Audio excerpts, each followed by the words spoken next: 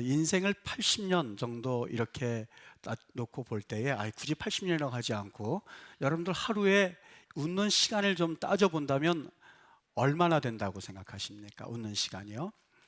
물론 사람마다 좀 다를 수 있겠죠.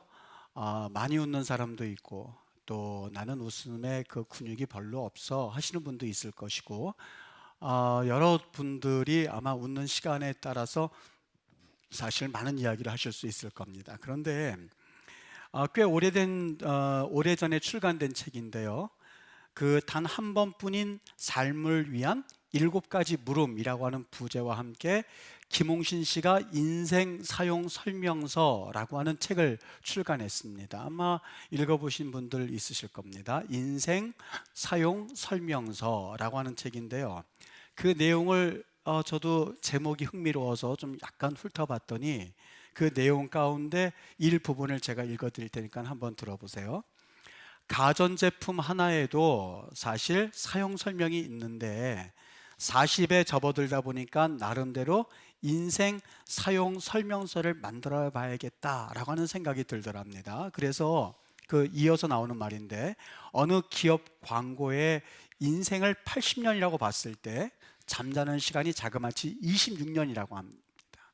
그러니까 26년 동안 잠만 자는 거예요. 잠 따져본다. 8시간씩 7시간 쭉 따져보면 26년간 잠을 자는데 우리가 인생 80년 동안 중에서 사용한다는 거예요. 일하는 시간은 얼마나 될 것 같습니까? 21년 동안 일을 하는 거예요. 그러니까 우리가 일을 많이 하는 것 같은데 그렇지 않습니다. 21년간 잠자는 시간은 26시간, 그리고 먹고 마시는 시간이 9년.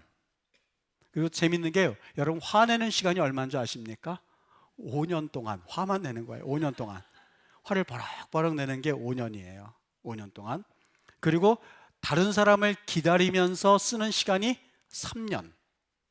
그리고 웃는 시간이 얼마인지 이렇게 참 저도 흥미로워서 봤는데, 웃는 시간이 단 20일밖에 안 된답니다. 80년 기간 동안에 웃는 시간은 20일. 그리고 거기에 뭐라고 부제가 되어 있냐면, 당신이 15초만 더 웃어도 이틀을 수명을 연장시킬 수 있다는 거예요. 네, 지금 인사를 나누시면서 옆에 분과 함께 웃었다면 여러분 이틀을 수명을 연장받은 거예요. 여러분, 수명 연장하는 것이 우리의 꿈이 될 수는 없습니다만, 이 김홍신 씨가 내 몸 사용 설명서, 인생 사용 설명서, 거기에서 뭐라고 이야기를 하냐면, 수명 연장하는 것이 내 꿈이 될 수는 없습니다만 살아가는 동안에 인생을 즐겁고 건강하게 사는 것은 사람의 염원이라고 할 수 있지 않겠습니까? 그런 기쁨과 행복을 누가 만들어주는 것일까요? 그 질문을 본인이 던지고 거기에 이렇게 답을 합니다. 세상이 만들어주지 않습니다.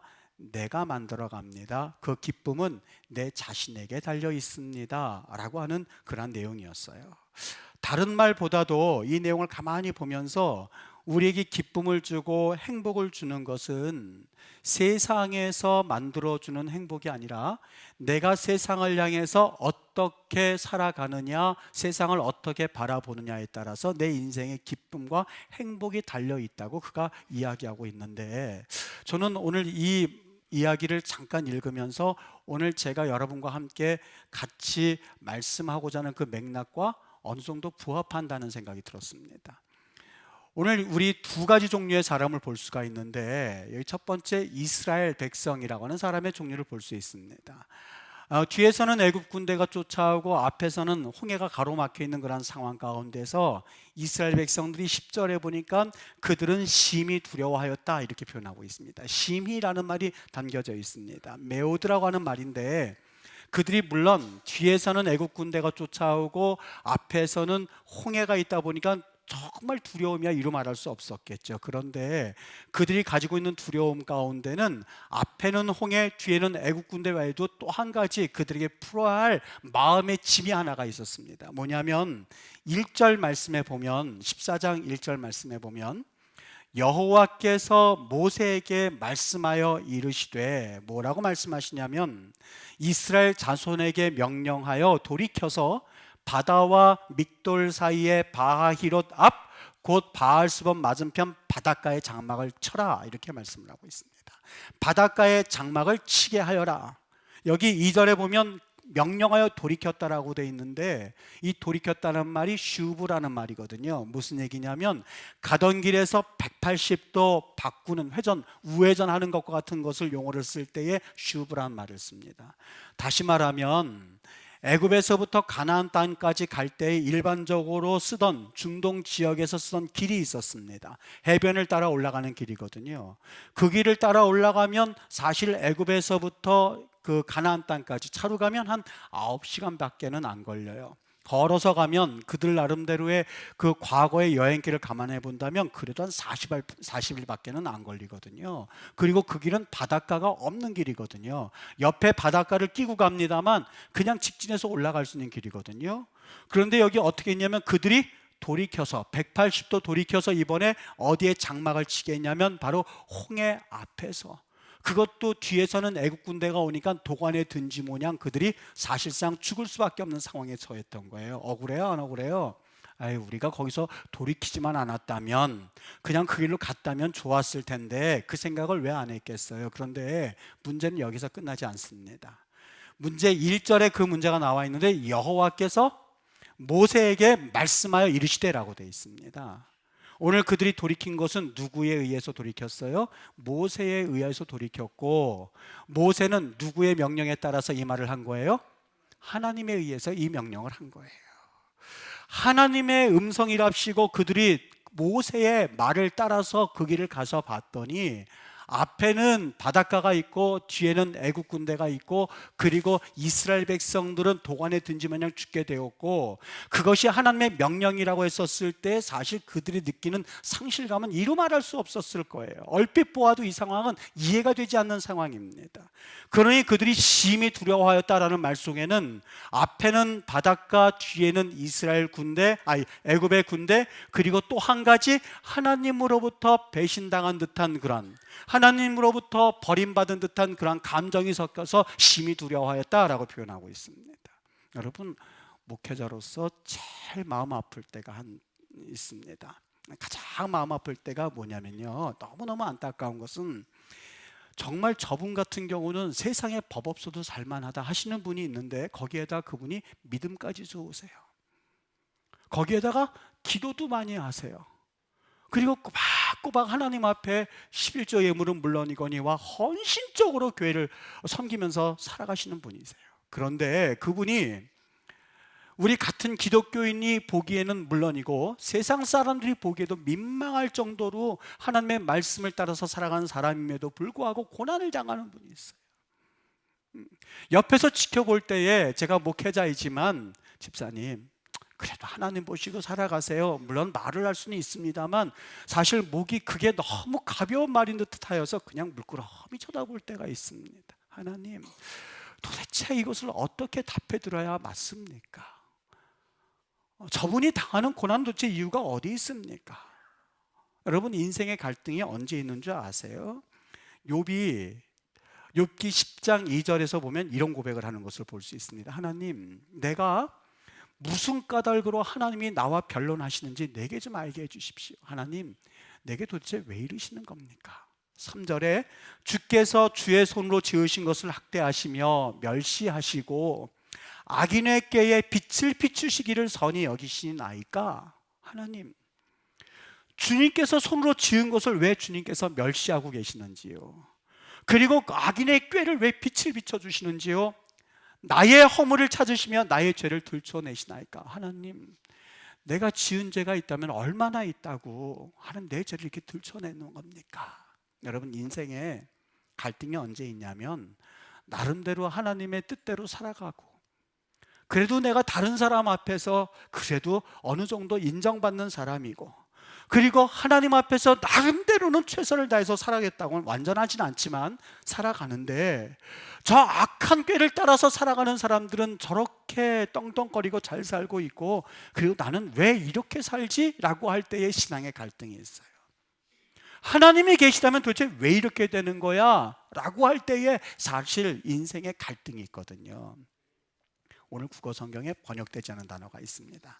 10절에 보면은요, 여러분 히네라고 하는 단어가 있는데 히브리어의 히네라고 하는 단어가 무슨 얘기냐면 성경이 흔히 번역할 때 빠지는 단어가 있습니다. 직역한다면 보십시오 이런 단어인데 그게 동사가 아니고요. 쉽게 말하면 아이고 머니나 하나님 어떡할까 그런 소리예요. 하나님 어떻게 쓰면 좋죠? 라는 단어가 히네예요. 하나님 글쎄 내 사정 좀 보세요. 아이고 어떡하죠? 라고 하는 탄식 어린 소리는 사실 번역하기가 쉽지가 않아요. 그래서 번역을 안 하고 그냥 그 문장 가운데 쓱 스며들게 만들어 놓거든요. 오늘 그 단어가 빠져 있어요.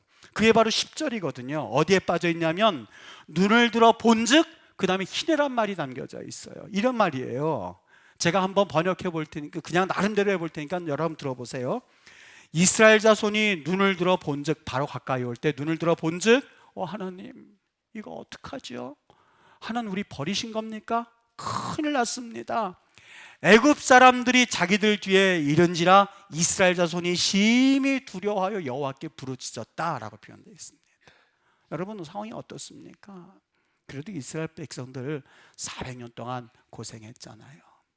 지금 쫓아오는 것이 그들 말대로라면 우리를 애굽에 매장지가 없어서 우리를 끌고 오는 거냐라고 말할 만큼 사실 어느 정도 수동적인 의미도 없지는 않았어요.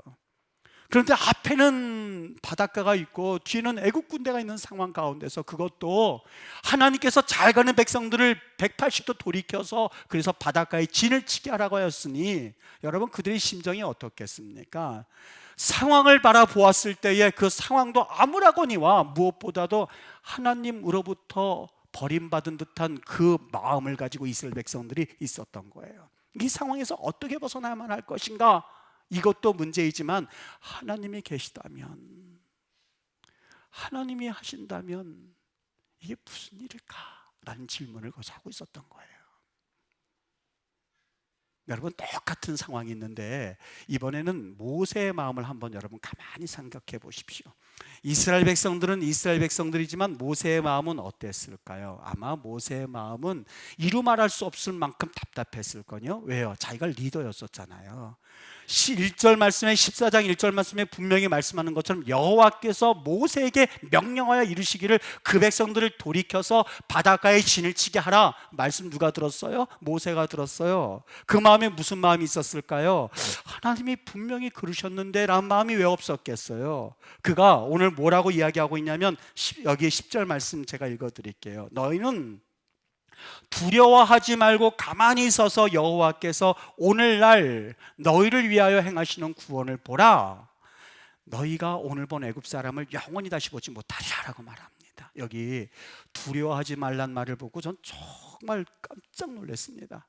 여러분 참 그 언어에 이중적인 그런 특성이 있거든요. 이를테면 제가 여러분에게 고맙습니다 이렇게 할 수도 있지만 고마워 라고 할 때가 있거든요. 무슨 말이 앞에 거는 정말 고마운 마음이 담겨져 있지만 뒤에는 약간 뭔가 찬 기운이 들죠. 똑같아요. 두려워하지 말란 말이 두 가지가 있습니다. 하나는 여기 말이 어떤 말이냐면 똑같은 말인데 로티라라고 그래가지고 이 말은 아주 강력한 말입니다. 강력한 말입니다. 두려워하지 마십시오. 이를테면 어떤 내용이 담겨져 있냐면요, 이렇게 생각해 볼 수 있어요. 여러분 가장이 직장에서 갑자기 나오게 되었고 자녀가 그 일로 인해서 학원을 못 가게 되었고 그리고 아내는 지금 병원에 입원해야 될 상황 가운데 있습니다. 여러분 그 상황에 대해서 두려워하지 마십시오를 어떻게 표현해야 되겠습니까? 집사님 두려워하지 마세요. 내가 기도할게요. 이렇게 말이 되지 않을까요? 그게 바로 로티라예요. 이번에는 알티라라고 하는 말인데 그 티라우라고 하는 말이 있는데 알티라우라고 하는 말은 뭐냐면요 쉽게 말하면 가벼운 말이에요. 같이 티라우 두렵다 이런 말인데 알은 아까 로는 무거운 거라고 그랬잖아요. 알은 어떤 말이냐면요 아주 가벼운 거예요. 자녀가 잠을 자다가 못된 꿈을 꾸고선 오면 여러분 뭐라고 그래요? 톡톡거려. 무서워하지 마. 괜찮아 금방 말하잖아요. 이게 바로 알티라우예요. 여러분 모세가 어떤 말로 썼을 것 같습니까? 성경을 보시면 지금 상황이 어때요? 옆에서는 애국 군대가 그리고 앞에서는 바닷가에서 이 홍해바다에서 지금 죽을 그런 상황 가운데서 그리고 하나님께서 분명히 나에게 말씀해 주셨는데 내가 그 음성을 들었음에도 불구하고 지금 상황이 아주 처절하고도 그리고 긴박한 상황으로 건너갈 때 뭐라고 말해야 되겠어요? 그는 사실 노티라고 그랬었어요. 두려워하지 마십시오, 여러분. 걱정하지 마십시오. 하나님께서 역사하실 것입니다 라고 말했어야만 했었거든요. 근데 여기서 그가 썼던 말은 RT라고 해요. 무슨 얘기인지 아세요? 조금 제가 감정을 담아서 얘기하냐면, 여러분, 그까짓 거 걱정하지 말아요. 아무것도 아니에요. 지금 그 말을 하고 있는 거예요. 여러분, 이게 이해가 되어지십니까? 자기가 리더예요. 이스라엘 백성은 지금 다 수장될 그런 위기에 처해 있어요. 모든 백성들이 이제는 자기의 생사가 어떻게 될지 모르는 상황이에요. 두려워하지 마십시오라고 하면서 백성들과 함께 살 길을 찾아 나가도 부족할 판에 지금 가볍게 말하고 있어요. 그거요? 두려워하지 말아요. 염려하지 말아요. 여러분, 왜 그랬다고 생각이 되어지십니까? 그 이유가 어디 있다고 생각이 되어지십니까? 과연 그가 두렵지 않아서였을까? 아니요. 그도 역시 사람이거든요. 왜 안 두려웠겠어요? 곧장 가면 40일 기라는 걸 왜 몰랐겠어요? 그리고 앞에는 바다가 있고 뒤에는 이스라엘 애굽 군대가 있는 것에 대해서 왜 그가 그것을 인지하지 못했겠어요? 하나님 도대체 왜 이러시는 겁니까? 하나님께 그가 불평을 하고 하나님께 원망을 해도 부족할 상황에 이스라엘 백성들을 향해서 마치 아이들에게 하듯이 그거요, 두려워하지 마세요. RT라고 담대히 말하고 있어요. 그 이유가 뭐라고 생각이 드십니까? 여러분, 바다에 적조가 있거든요. 바다의 적조를 해결할 수 있는 유일한 방법이 있는데, 바다에 아무리 황토흙을 넣어도 그것은 해결되지 않는다고 합니다. 우리 뉴스에서 보시잖아요. 적조 현상이 생기면 그냥 거기에 황토흙을 넣지만 그거 사실 해결 기미가 안 보일 때가 많아요. 사실 그걸 해결할 수 있는 방법이 사실상 없답니다. 그런데 한 가지 방법이 있는데, 정말 거대한 태풍이 와서 한번 바다를 휘젓고 나면 그 적조 현상은 일시에 해결된다고 합니다. 여러분, 오늘 여기 바로가 RT라고 걱정하지 마 라고 담대히 외칠 수 있는 이유가 한 가지 있었는데 뭔지 아십니까? 그가 바로와 대결하는 가운데서 엄청난 태풍을 통하여서 그의 불신앙 적조를 완전히 제거해버리던 거예요. 하나님께서 한 가지 재앙서부터 10가지 재앙 주실 때까지, 장자의 죽음이 있을 때까지 그는 바로와의 대결 가운데, 무서운 대결 가운데서 하나님께서 이렇게 일하시는구나, 하나님께서 이런 방법으로 역사하시는구나, 하나님께서 이렇게 우리를 도와주시는구나, 마지막에는 하나님이 애굽의 장자를 죽이는 그 엄청난 광경을 보면서 그 엄청난 태풍 가운데서 하나님이 어떻게 일하시는 줄을 그는 거기에서 보고 배웠었던 거예요. 여러분, 마지막에 그 약속의 땅에 들어가기 전에 모세가 이스라엘 백성들에게 설교하는 장면이 나옵니다. 모든 고통을 다 경험하고 나서 마지막에 설교하는데 그 설교의 내용이 참 인상 깊습니다.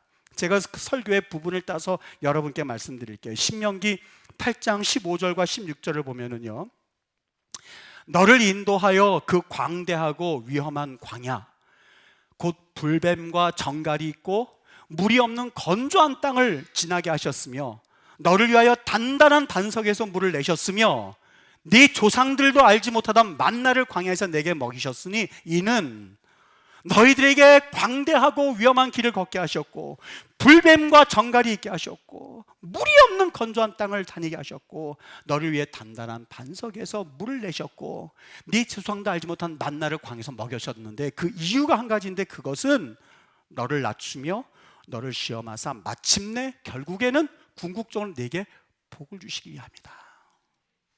여러분, 아멘입니까? 복을 주시기 위함이래요. 결국에는, 마침내는 이 일이 너에게는 쓴 태풍처럼 느껴지고 아프고 힘들고 고난이지만 결국에는 궁극적으로는 하나님께서 우리에게 복을 주시려고 이루셨구나 하는 것을 네게 알게 하려 함이니라 하는 것을 그가 고백하는 것을 볼 수가 있습니다. 그는 경험했거든요. 400년 그 광야 생활 가운데, 400년 그들이 포로 생활, 이 애굽의 포로 생활 가운데서 그는 여러 가지 숱한 일들을 경험했고, 그리고 광야 한가운데서 하나님의 명령에 따라서 오게 되었는데, 그간에는 쓴물을 단물로 바뀌는 기적도 경험하였고, 그리고 하나님의 그 거룩한 역사들을 경험하여서 위험한 광야가 있었지만 하나님께서 구름 기둥에 역사를 일으킬 시간이구나, 불뱀을 보여주셨지만 하나님께서 노뱀을 통하여서 하나님의 구원을 보여주시는구나, 물이 없는 건조한 땅이었지만 하나님은 생수를 내시는 분이구나 하는 것을 가르쳐주기 위함이었구나, 하나님의 계획이었고 하나님께서 내게 이 복을 주시려고 하나님이 역사하신 거구나 하는 것을 그가 깨닫게 되었던 거예요. 여러분, 이것이 바로 모세가 당황하지 아니하고 알티라우 두려워하지 마세요. 가볍게 넘어가세요 라고 말할 수 있었던 이유가 되었었던 거예요.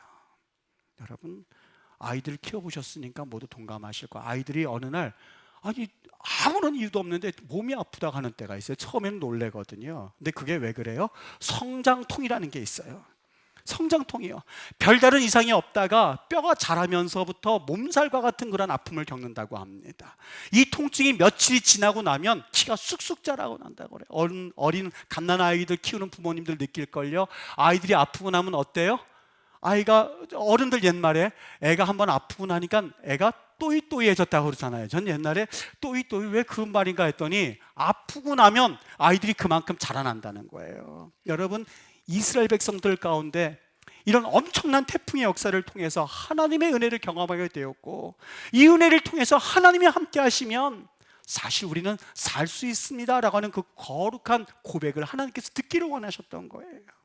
여러분, 세상 살기 사실 힘이 듭니다. 제가 목회자이긴 합니다만 사실 우리 성도님들에게 여러분, 세상 힘들지만 알티라고 하십시오, 아무것도 아닙니다, 이렇게 말하기가 사실 쉽지가 않아요. 여러분, 땡차게 한번 생각해 보십시오. 세상이 언제, 제가 그렇게 말을 하기가 좀 쉽지는 않습니다만 여러분 한번 가만히 생각해 보면 사실 우리가 40년 동안, 50년 동안, 60년 동안 여러분이 신문을 보시면서 여러분 중에서 단 한 분이라도 목사님, 오늘 신문에요 기가 막힌 기사가 실렸는데 내년에는 경제가 기가 막히게 좋아진답니다. 그리고 이 대한민국이 아주 강건해지고 부강해지고 정치가 안정권으로 접어든답니다 하는 기사를 보신 적이 있으십니까? 아니요. 제가 지금까지 세월을 살아오면서 신문을 볼 때마다 계속해서 반복적으로 듣는 게 뭐냐면 내년 경제 불투명, 정치 불안전, 그리고 해외의 국제 정세 사실 예측 불가하는 이야기를 벌써 몇십 년 동안 들었는데 그러면서도 불구하고 우리 건재하잖아요. 작년보다 올해가 경제가 힘들었고 아마도 내년 경제는 더 힘들다고 하는 이야기를 들어가면서 사실 한 가지 교훈을 느낄 수 있어야만 합니다. 우리 주변 상황을 볼 때에 사실 주변 상황을 바라보면서 기쁨을 누릴 수 있는 상황은 아무것도 없습니다. 중요한 것이 하나님의 태풍을 경험하면서 우리가 성장하면 됩니다. 어느 분이 그냥 이야기하세요. 목사님, 저는요 큰 십자가가 하나가 있는데요. 뭐예요? 우리 남편, 그 남편 십자가 그것 때문에 지금 너무너무 힘들다는 거예요. 아주 너무너무 이가 갈릴 만큼 어렵다는 거예요. 하나님이 이 십자가를 왜 주셨을까 하는 이야기를 종종 합니다. 그런데 가만히 보면요, 진짜 십자가는 남편이 아니고요, 그것을 용납하지 못하는 아내일 때가 사실상 가끔 있어요. 물론 인내가 필요한 남자가 없다는 건 아닙니다. 그런데 여러분, 제가 객관적으로 볼 때에 여러분의 남편들을 객관적인 눈으로 볼 때에 사실 정말 괜찮아요. 남자들 아무도 하면 안 하시는데 여러분 정말 그냥 물론 때로는 실수할 때도 있지만 처자식을 위해서 아침부터 저녁까지 일하는 모습을 한번 보십시오. 목사님, 저녁까지는 안 하던데요. 아니요, 잠을 자들은 그 마음 가운데 내 처자식 어떻게 먹여 살릴까 아니라 골똘해 있습니다.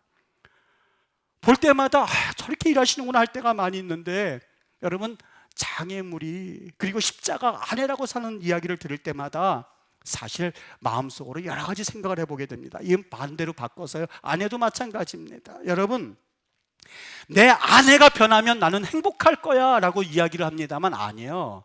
아내가 변해서 행복하는 것이 아니라 아내는 10년이나 20년이나 똑같아요. 한 가지, 아내를 바라보는 내 눈이 변화가 되면 그때부터 가정천국은 이루어지게 돼요. 왜 아내를 아멘을 안 하세요? 정말이에요. 여러분, 동감이 안 가십니까? 남편을 바라보는 눈과 아내를 바라보는 눈이, 남편 수고하고 아내를 바라보는 내 눈이 진정 내가 바뀌어질 때 그 가정은 천국이 될 수 있는 거거든요.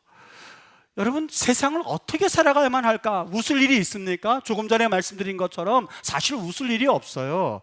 세상을 바라보면서 앞에는 바닷가가 있고 홍해가 있고 뒤에는 애국 군대가 오는 상황 가운데서 누가 거기에서 알티라우 할 수가 있겠어요? 다들 벌벌벌벌 떠는 세상 가운데서 하나님께서 우리에게 주신 말씀 하나가 있어요. 바로 데살로니가전서 5장 17절 말씀이에요. 항상 기뻐라. 그 말이 구약 성경 말로 따져보면 알티라우예요. 염려하지 마십시오라는 말을 가볍게 하면서 지나가실 수 있으셔야 돼요. 세상은 무엇이라 한다 할지라도 세상 사람들도 마음에 달려 있습니다 하는 것을 알고 있거든요. 하물며 기독교인이라면, 하나님을 섬기고 하나님 앞에 믿음으로 살아가는 사람들이라면 웃으면서, 세상이 어떠한 홍해가 있고 뒤에는 애국 군대가 있다 한다 할지라도 알티라우, 걱정하지 마라, 하나님께서 역사하실 거야 라고 하는 그런 외침을 하실 수 있으셔야만 합니다. 여러분, 제가 여러분에게 7가지 색깔을 드려볼게요. 뭘 그리실 수 있겠습니까? 무지개 색깔, 빨주, 노초, 남보, 파남보. 빨주, 노초, 파, 남보. 7가지 색깔을 드렸다고 해보자. 빨강, 주황, 빨주, 노초, 파남보 해서 7가지 색깔. 여러분, 뭘 그리실 수 있다고 생각하세요? 목사님, 이것 갖고 뭘 그리란 말입니까? 7가지 색깔 가지고는 아무것도 못 그려요. 그런데 아세요? 7가지 색깔을 가지고 미켈란젤로는 천지창조를 그렸어요. 7가지를 가지고 천지창조를 그렸어요. 세상을 향하여서 여러분이 어떤 시각을 가지고 바라보십니까? 하나님과 함께라면 7가지 색깔을 가지고 천지창조를 그리듯이 세상을 향해서 알티라우라고 말할 수 있어야 되지 않겠습니까? 여러분, 믿음이라고 하는 것은 결코 이론적이지 않습니다. 머리로만 알고 그리고 그 머리로 이해하는 것은 믿음이라고 할 수가 없습니다. 믿음은 삶의 실제여야만 해요. 가장 위급할 때에, 세상의 태풍이 몰아닥칠 때에 세상을 향하여서 알티라우, 항상 기뻐하며 두려워하지 마십시오라고 외칠 수 있는 용기를 가지실 수 있으셔야만 해요. 바람을 보고 마주 맞으면 역풍이 됩니다만 뒤로 돌아서면 그것은 순풍이 될 수가 있는 법이에요. 하나님과 함께라면 사실 하나님께서 역사하시는 놀라운 축복의 일들을 바라보면서 한 걸음 한 걸음 걸어가실 수 있으셔야만 합니다. 해바라기가 밤에는 고개를 숙이고 있습니다만 낮이 되면 태양을 향해서 해바라기가 움직이는 것처럼 우리 그리스도인들은 하나님을 향하여서 고개를 움직이며 하나님의 나라를 꿈꿀 수 있으셔야만 하고, 하나님이 역사하실 축복을 기대하실 수 있으셔야만 합니다. 7개의 음계를 가지고 우리는 뚱땅뚱땅 거릴 수밖에 없습니다만 베토벤은 월강을 만들었다고 하는 것을 기억하셔야지요. 하나님의 사람들이 나 이것 없습니다, 저것 없습니다, 내가 7가지를 가지고 뭘 할 수가 있겠습니까? 라고 말할 때에 아니요, 알티라우 말할 수 있을 때까지 여러분 내공이 쌓이셔야만 하는데, 신앙의 내공이 쌓이셔야만 하는데, 그건 하나님과 함께 할 때에 비로소 이 내공은 가능하게 될 줄 믿습니다. 여러분, 오늘도 하나님의 얼굴을 향해서 다시 한번 우리의 얼굴을 드십시오. 그리고 인생의 어두운 밤을 지나면서 찬양하실 수 있으셔야만 합니다. 만일 목사님, 인생의 어두운 밤에 나는 절대 찬양하지 못합니다 하는 분들은 인생의 빛이 찾아들었을 때도 역시 찬양을 할 수가 없어요. 찬양할 수 없어요. 인생의 가장 어두운 시간에 찬양하고 기뻐하고 감사할 수 있을 때에 비로소 우리 하나님께서 여러분이 빛이 비칠 때에 인생에 찬양할 수 있는 은혜를 주실 줄 믿습니다. 이런 귀한 은혜가 우리 임마누엘교회 성결교회 성도 여러분에게 임하게 되기를 간절히 축복합니다. 믿음 가운데 받아들이셔서 한 주간 살아가면서 하나님 나와 함께 하시옵소서, 하나님 나에게 그런 은혜를 주시옵소서, 하나님 믿음이 실제가 되게 하여 주옵시고, 하나님 세상의 태풍이 두렵습니다만 알티라우, 가볍게 태풍아 잠잠할지어다 라고 외칠 수 있는 은혜를 가지고 살아가 다시 한번 주의 거룩한 자녀로, 또한 주의 귀한 믿음의 백성들로 세움받게 될 수 있게 되기를 예수님의 이름으로 간절히 축복합니다.